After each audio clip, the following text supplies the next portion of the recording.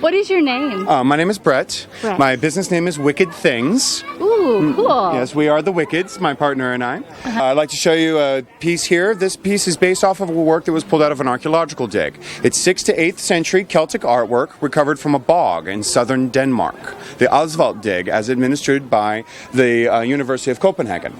Now, the original that this piece is based off of was 3.5 feet wide. It was set out during celebrations like Beltane or Twelfth Night, or what we now call Easter, the celebration of the goddess Estar. That's where you get eggs and bunny rabbits for Easter, is because it's actually a holiday for a goddess of fertility.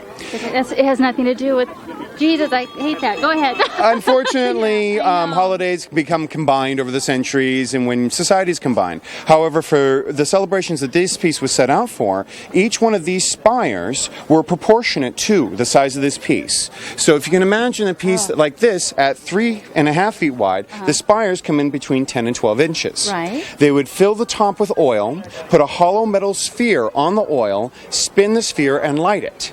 The heat transfer from the bottom of the flame to the top of the flame would create a gyroscopic effect. It would allow the sphere to continue spinning all throughout the evening as long as there was fuel for the flame, and then they would throw powders on it that had different chemical effects to it, like magnesiates or phosphorates. Like fireworks. Exactly. It's a 7th century pyrotechnics display. Oh my It was a crowd pleaser, basically. They would throw different fires on there, different powders for the fires. They would have 3 different torches going with the spheres going, and it was just a way to celebrate holy days or the holidays. That is so cool.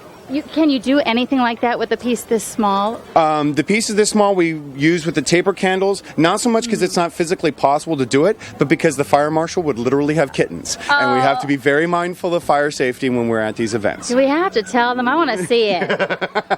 I would love to be able to build it. And in fact, we have one of the artists that we represent is a blacksmith up in Washington who could physically make it for me, but it would weigh somewhere between 75 and 80 pounds. Yeah. And it would just be way too much of a fire damage. So we have to keep things a little reserved. All right. I know. It kills all the fun out of it. But we have many different objects that come from museums and private collections all throughout North America and Europe.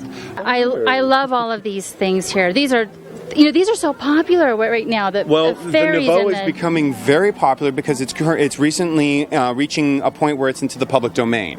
When something gets into the public domain, it is more societies than any individual persons, and you see it a great deal more. You see a lot more people experimenting with the artworks of it. In the Lord of the Rings trilogy, when they wanted to depict the Eldar, the older societies, they used Art Nouveau as the base for those artworks, so that because Art Nouveau has such a refined, such a developed look to it, that it makes sense that a more developed culture would decorate their lives with this piece. These pieces here are based off of works that are in storage right now in Wales. The reproduction work is done without any casting on the original pieces, so they do not threaten the original pieces in the slightest.